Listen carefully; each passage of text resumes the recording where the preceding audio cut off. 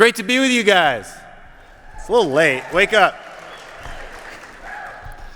And because it's a little late, we're going to maybe start with a joke before we get into what is going to be a very serious discussion. It is going to be a discussion about the American character. It is going to be a discussion about why we are right, why our governing philosophy is right, why the principles we stand for are the right ones. I want to arm you with the right arguments, and I want you to go out and fight for them. But first, I'll tell you a story. I'll tell you a story about the only reason I'm famous, which is Saturday Night Live.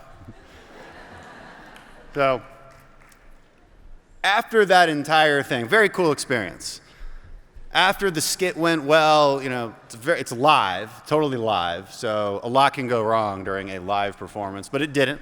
We're very happy about that. We're celebrating a little bit in the back, watching the rest of the show go on, watching how it all unfolded. And there was a guy backstage, and he has his own little private VIP area. He's got his fine wine and cheese and whatever he eats there. His name is Steven Spielberg. This part's still true. You'll see when it gets untrue. You'll see when I'm just messing with you. And we get to talking, and he says, Dan, you got a future in Hollywood. You got great comedic timing. And I said, wow, thank you. That's a great compliment, especially coming from Steven Spielberg. The problem was nobody was there to hear the compliment. And so I look over, I see my wife she's standing across the stage, and I bring her over, and I say, Mr. Spielberg, will you please just go ahead and repeat that? And he looks at me kind of awkwardly. And he says, yeah, sure. Like I said, great comedic timing, future in Hollywood. My wife rolls her eyes and looks at me. She's like, I know what you did. You wanted me to witness this so that you could tell this story and not have me call you a liar. And so I said, Steven, we should make films together. And he said, well, yeah, of course we should, but they must be woke and liberal and progressive. I said, of course, Steven. How else are we going to win an Oscar? And so we've been working on one ever since. It's almost done. It's a remake of Planes, Trains, and Automobiles, but it's the Green New Deal edition, so it's just called Trains.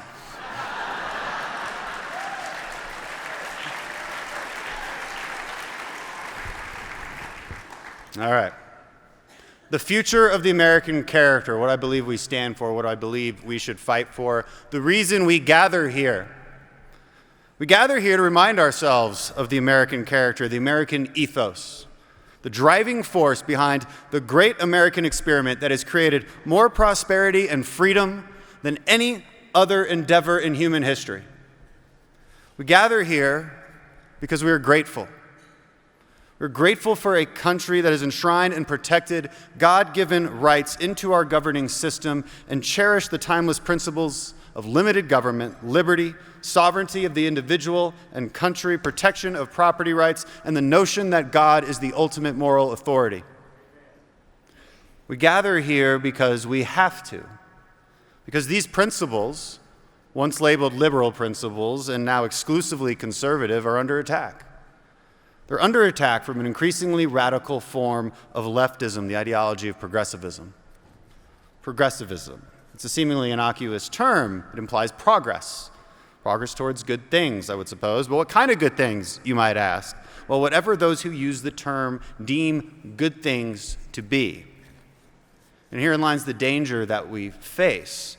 Progressivism is radical change for the sake of change itself. It's a belief that human nature can be transformed, molded, controlled by government, that the sovereignty of the individual can and should be subsumed by the collective will, resulting in some utopia molded in the vision of the progressive elite. Put more simply, it's the pursuit of power under the guise of well-intentioned progress.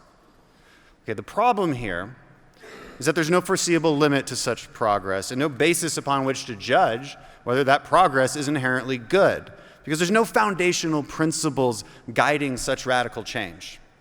At best, they claim to be prioritizing solving injustices and inequalities.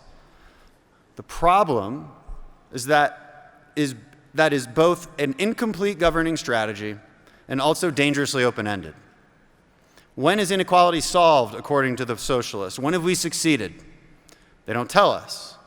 When is there no more injustice in our society? And how do they define the term justice? They don't.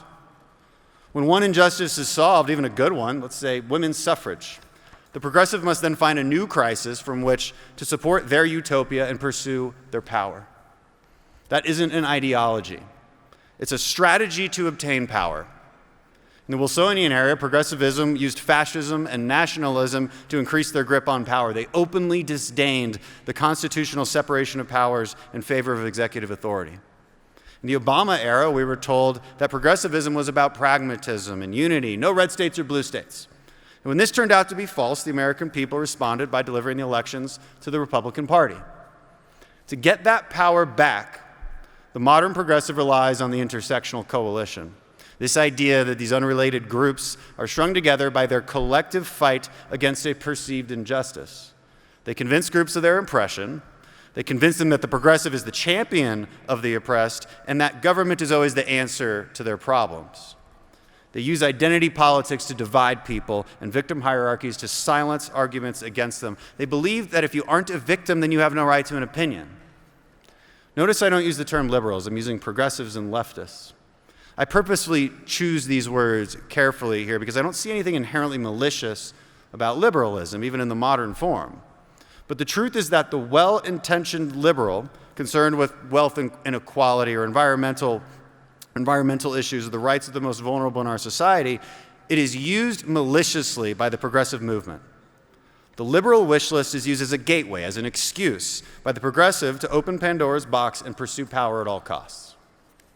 Progressivism leads to ever-increasing government control of our lives and the removal of our freedoms. And the unfortunate reality is that it's also the natural and inevitable result of liberalism, well-intentioned liberalism, because liberalism gives progressives the moral excuses they need to take those actions and pursue power at all costs. This inevitable slippery slope is and always has been apparent to us as conservatives. We've always sensed that the well-intentioned arguments of liberals would lead to something darker, even if that's not what liberals originally intended.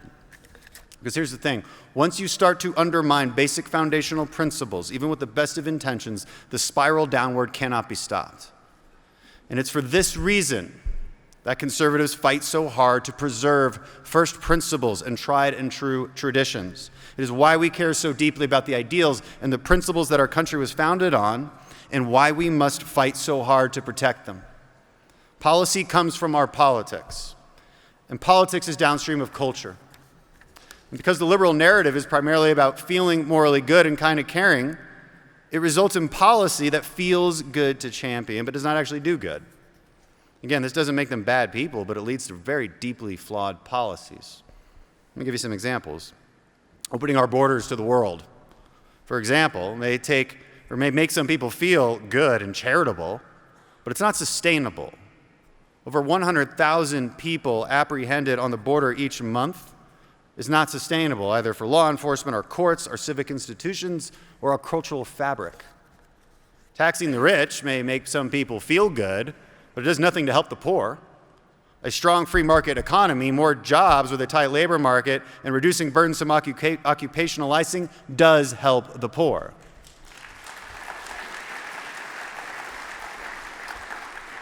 Handing out more health care coverage may feel good, but it doesn't do anything to improve access when record numbers of doctors refuse to work in an overburdened system. Trumpeting radical environmentalism like the Green New Deal makes some people feel good and righteous, but it ends up creating massive energy poverty where the poor are hurt the most as our industries fail and our electric bills skyrocket, all while CO2 emissions barely budge and the temperature decreases by 0.015 degrees. But hell, we sure do feel good. And claiming to be for women's reproductive freedom, it may feel good. It may feel like liberal empathy for women's choice. But in reality, it is a path to devaluing human life that results in radical pro-abortion laws like the ones we see in New York. It's enough complaining, though. We can't just point out the deep flaws in the progressive movement. We have to remind people of the good American principles. The principles that have served our country so well, the principles that drive our ethos, that create the American character. And this is the part where I say the oft-repeated quote by Ronald Reagan, freedom is never more than one generation away from extinction. Yeah, it's overused, but for good reason. It's true and it's timeless. The American founding is not necessarily encoded in our DNA. What is in our DNA is actually all of those countercultural principles I mentioned before, tribalism, identity politics, an emphasis on feelings and instincts instead of individual freedom. That's what's actually in human DNA. For us to effectively defend the cultural foundations that started in 1776 and made our country so great, we have to tell people what they are. And more importantly, we have to show them why they are so vital to the success of our country. And these points I'm about to tell you about the American character, about our culture, they're important because as we know, like I said before, politics is downstream of culture, and policy is downstream of politics. So we have to start with the culture if we are ever going to get to the policy. So here's some ideas on what I think the American character is about, what our cultural principles should be. Number one, the American character is one of personal responsibility. Yeah, you've heard that before. But we don't always make the argument for why this is so important.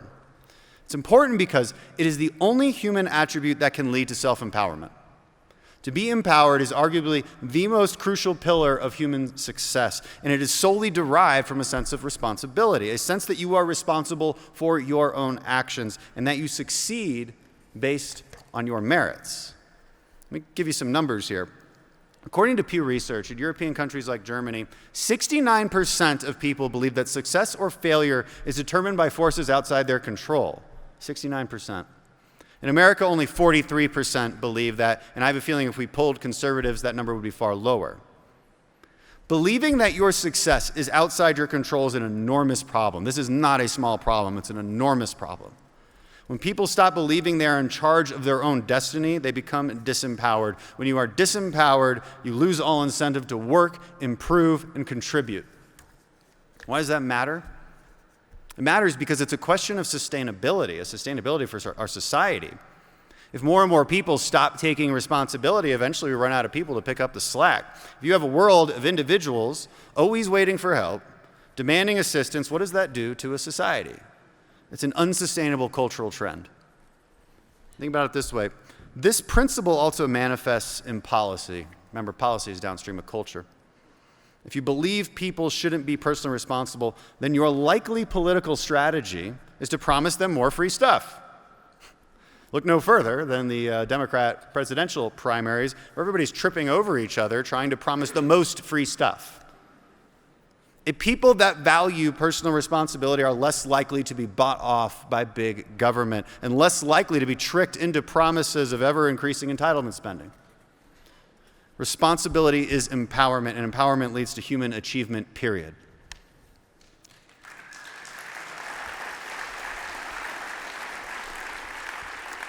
Number two, the American character is mentally tough. We are a pioneering people.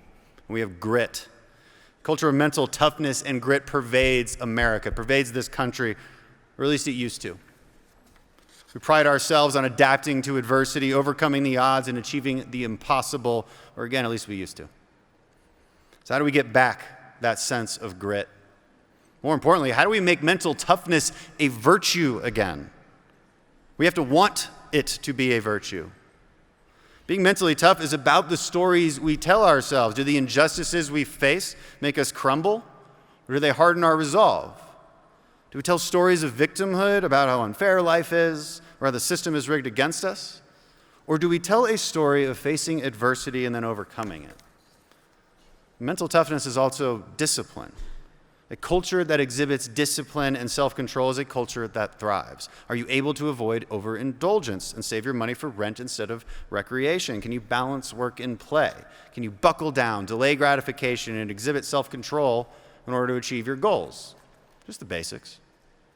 But a society can only withstand so many individuals who are overly indulgent, undisciplined, and reckless. The more of those we get, the more mentally tough and disciplined the rest of us have to be, inevitably leading to resentment. A resentful culture is unsustainable. And again, this manifests in policy considerations. What do you need to thrive in a free market? You need to be determined to do so.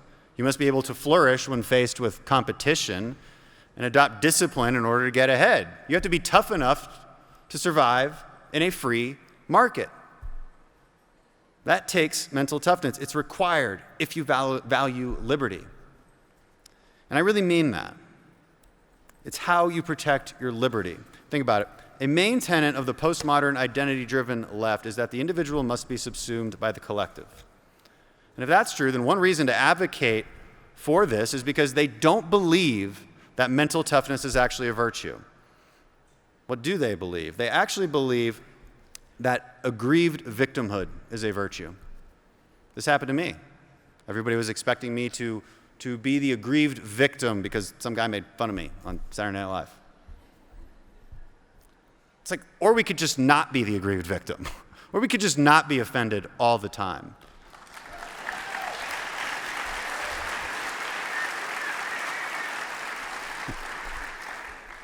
The protection of our most cherished founding principles, like free speech, it requires a people that is mentally resilient enough to hear other ideas. Many of you younger conservatives in the audience, I hope there are some, they're on the front line. All right, let's go. Woo. You're on the front lines of this fight. Free speech is under attack precisely because our culture is losing mental fortitude as a virtue. If you're easily triggered and offended, then it's no wonder you might believe free speech is dangerous, physically dangerous. And so if we value individualism, and I think we must, and if we value free speech, and we must, then we have to start by defending and promoting the American tradition of mental toughness again. Grandpa didn't fight the Nazis so that we could have safe spaces.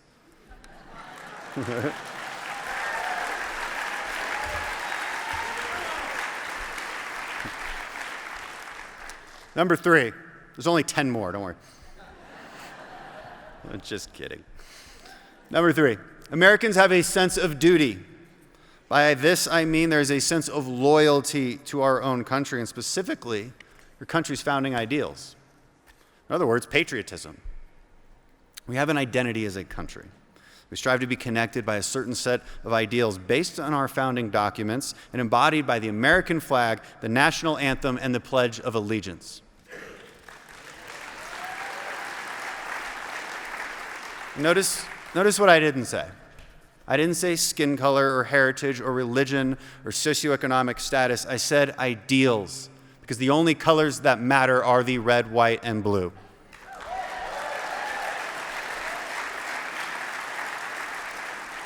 If you lose sight of these ideals, if you lose sight of these founding narratives, then you end up with a country that is only connected by the fact that we happen to live in the same geographic area. And this is the meaning of e pluribus unum, and is the opposite of identity-driven politics, the opposite of tribalism and multiculturalism. When this sense of loyalty to the things that bring us together is eroded, then the American spirit itself is eroded. Again, this is connected to policy. Look at our border. It's easy to advocate for open borders if you don't actually value the sovereignty of your own country to begin with. If you believe this country is inherently bad, as many on the left increasingly do, then it's easy to advocate for policies that undermine it. We just saw this 20 minutes away from here, where a Mexican flag is hoisted instead of the American flag. The sense of loyalty to this country is being eroded, and it's going to tear us apart. Number 4, the American character is virtuous. We're charitable, we're moral. We show respect and kindness. We are grateful for the Judeo-Christian history that provided us with our set of morals. And this is important. It's important to recognize where our morality comes from and why it can't be changed or traded away. Because even if you don't believe in God, it is undeniable that our morality is derived from Judeo-Christian tradition and history. But we do need God to explain our morality. God is absolute, and therefore our morality must be absolute. If there is no God, then our morality can be changed according to human preference. And if morality can be changed according to human preference, as it often is in secular societies, then human mind can justify anything, from the horrors of the Holocaust to the debilitating impact of communism. Secularism simply is not sustainable. So we strive to be morally good and kind and fair and charitable. Now, we're not charitable with other people's money, as a socialist would be. We're charitable in our own hearts, with our own resources and our own actions. We as Americans are more likely to give to charity than any other country in the world. And deep down, we know that if we aren't willing to help our own neighbor and instead rely on government to do it, then we have a society in decay and a society that can't possibly last. And never let the socialists tell you that Christianity is incompatible or is compatible with socialism. This is fundamentally untrue. Christianity teaches us to live with moral purpose. Marxism promotes resentment and envy. Christianity teaches us that we are individuals created in God's image and responsible for our own actions. Marxism promotes collective guilt in the form of identity politics and the idea that government is responsible for you instead of you being responsible for yourself. Jesus is not a Marxist.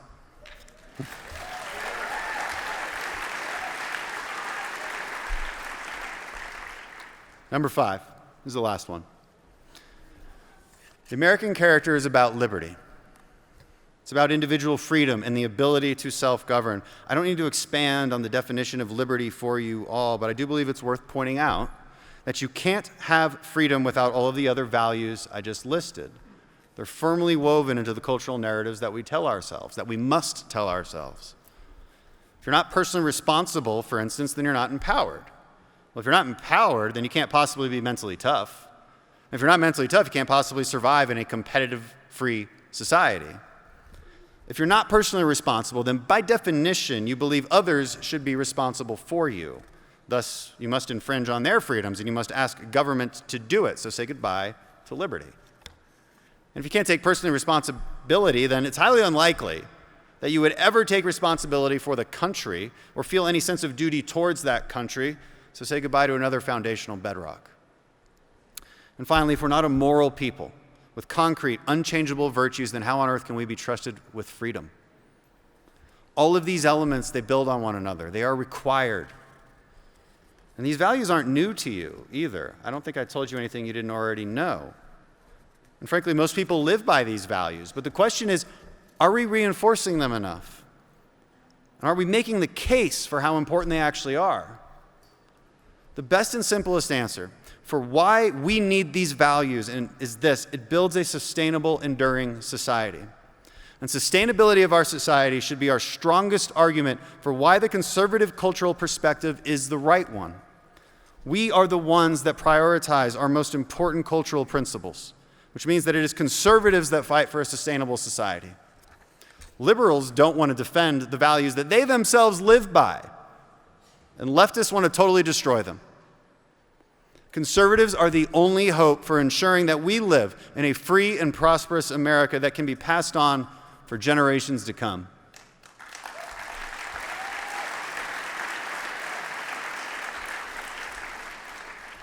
But the progressive, unlike the well-intentioned liberal, they want very much to just feel good about their moral superiority. They want more than that even. They want revolution. They want power.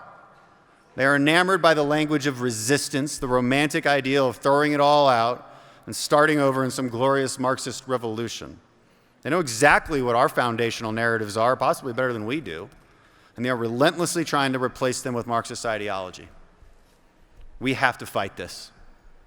We must remind Americans that the countercultural values of the left can only exist as a weight on the back of traditional values. Taking responsibility for others, as the socialist wants to do, can only occur on the backs of people who first take responsibility for themselves. A responsible government doesn't just mean responsible spending. It means a government that is based upon the right foundational principles. A people that can take responsibility and overcome adversity, embrace freedom and self-governance, treat each other with respect and decency, and agree on a basic set of ideals that bring us together. These cultural foundations matter. They are the basis for every conservative policy prescription we have, and more than that, they're also the foundations of the Constitution. Remember, as John Adams said, I'll paraphrase him, our Constitution is designed for a religious people, and it's wholly inadequate for anyone else. Because we must be good in order to be free. And our Constitution does not guarantee us services. It guarantees us our natural rights. There's a big difference. Because you can only guarantee services if you believe people are wholly incapable of personal responsibility or too mentally weak to engage in the free market. You promise people free things if you want them to be dependent on your benevolence. You promise them their rights if you want them to be free to pursue their own happiness. Our country is a miracle of freedom and prosperity precisely because of these principles, where individuals can live and work in peace without fear of an overwhelming government telling us how to work, how to spend our money, how to run our businesses, or worse, what we can think or say. It's up to conservatives to remind Americans that our country is a compilation of the best ideas that humankind ever had. Jerusalem taught us about a purposeful moral existence under God. Athens brought us philosophical and political self-awareness, brought us the gift of reason. Rome taught us the importance of laws and the respect for founding virtues. London taught us that all men are subject to law, even kings, and that checks and balances and personal property rights are paramount to liberty. The lessons of Jerusalem, Rome, Athens, and London were encapsulated in Philadelphia in the Declaration of Independence in the U.S. Constitution, where we wrote down our inalienable rights and said that government's purpose was simply to protect those rights, not change them. I think the people in this room are patriots. We believe that the ideas that our country was founded on are the right ones. That doesn't make us perfect. We haven't always lived up to those ideas. But progressives do not see America as good. No, according to them, when we aren't perfect, the only course of action is to undermine the very values that America was built on. Tear them up, tear up our history, and instead look to secular socialism, utopianism as the answer. Well, secular socialism is not America. The American character is simple. We believe in liberty and the freedom to live our lives and pursue our happiness and live the American dream.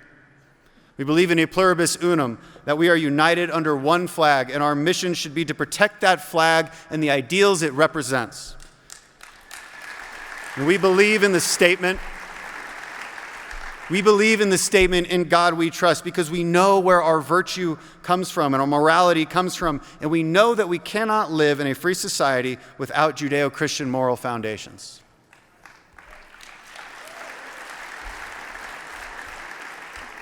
That's why we gathered here tonight. Because if we don't come together, if we don't define our own principles and remind the world why they matter and why they are correct, we lose the spirit of the American experiment. We gather here because we refuse to let that happen. Amen. America is the greatest idea that humankind has ever had, and we are going to fight for it. God bless you all. God bless America.